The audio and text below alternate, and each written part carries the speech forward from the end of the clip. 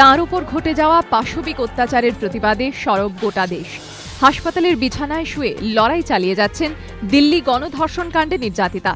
রবিবার দুপুরে ফের অস্ত্রোপচার হয় নিগৃহীতা তরুণীর। চিকিৎসকরা জানিয়েছেন তার অবস্থা সংকটজনক, পাশাপাশি রয়েছে সংক্রমণের আশঙ্কা।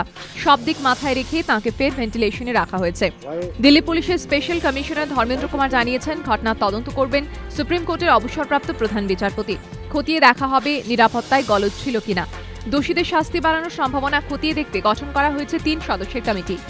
পুলিশ হেফাজতের মেয়াদ শেষ হওয়ার পর এদিন সাকেত আদালতে পেশ করা হয় 3 অভিযুক্তকে।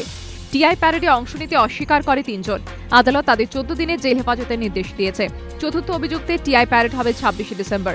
শনাক্ত করবেন ঘটনার দিন নিগৃহীতার সঙ্গে থাকা বন্ধু। খ্রিস্টীয় রীতিতে সরকারি তত্ত্বাবধানে অনুষ্ঠিত হল লেসলি ক্লডিয়াসের অন্ত্যেষ্টি। রবিবার পিস হাভেন থেকে সকাল 11টায় প্রয়াত হকি কিংবদন্তির দেহ পৌঁছয় কাস্টমস ক্লাবে। কেরিয়ারের সিংহভাগ যে তাঁবুতে কাটিয়েছেন, সেখান থেকে প্রিয় লেসলির কফিনে তুলে দেওয়া হয় হকি স্টিক ও বল। 14 বছর ধরে রাইট হাফ ক্লডিয়াসের সঙ্গে সমার্থক হয়ে যাওয়া 18 নম্বর হলুদ জার্সি ও নীল ট্রাঙ্কস। তাস খেলতে ভালোবাসতেন বলে আমুদে লেসলিকে দেওয়া হয় 3 বাক্স তাস। শ্রদ্ধা জানান সিএবির কর্তারা থেকে বাংলার ক্রিকেটাররাও। ক্লডিয়াসের শেষ যাত্রায় সারাক্ষণ হাজির থাকলেও গুরুবক সিংহরা অবশ্য এই নিয়ে মুখ খুলতে চাননি।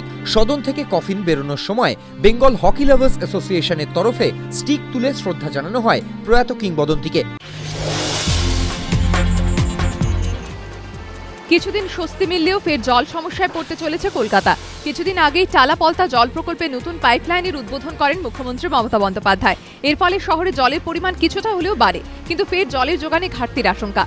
চলতি মাসের শেষের দিকে পুরসভার জল বিভাগের ইঞ্জিনিয়ার ও রেল বিকাশ নিগম লিমিটেড বা আরভিএনএল কর্মকর্তারা বিটি রোডে গিয়ে দেখবেন কোথায় মেট্রো রেলের পিলার বসানো যায়।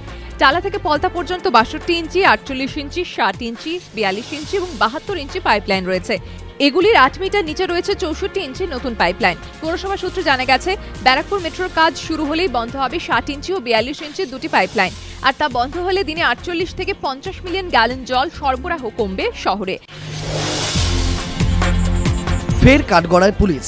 অভিযোগ, মুখ বধির তরুণীর ধর্ষণের অভিযোগ দায়ের করতে গেলে কালনা থানার পুলিশ তা নিতে অস্বীকার করে। বদলে রুজু করে শ্লীলতাহানির অভিযোগ। কালনার ওই তরুণী বাড়িতে একাই থাকেন, পাশেই অবশ্য আত্মীয়দের বাড়ি। তার অভিযোগ, গত 8 মাস ধরে এলাকার একাধিক যুবক তাকে ধর্ষণ করেছে। ভয় কাউকে বলতে পারেননি। 15ই ডিসেম্বর ফের এক যুবক তাকে ধর্ষণ করে বলে অভিযোগ ওই যুবতীর। এবার আর চুপ করে থাকেননি তিনি। পিসি ও মাসিকে সঙ্গে নিয়ে কালনা থানায় যান অভিযোগ জানাতে। মহিলার অভিযোগ, তারা ধর্ষণের অভিযোগে মামলা রুজু করতে চাইলেও পুলিশ শ্লীলতাহানির অভিযোগ দায়ের করে। অভিযোগকারিণীকে নিয়ে তার পরিজনরা 21 তারিখে কালনা মহকুমা হাসপাতালে যান। সেখানে যুবতীর মেডিকেল পরীক্ষা হয়। পরিজনদের দাবি, চিকিৎসকরা জানিয়েছেন ওই যুবতী অন্তঃসত্ত্বা। প্রশ্ন উঠেছে, তাহলে পুলিশ শ্লীলতাহানির অভিযোগ দায়ের করল কেন?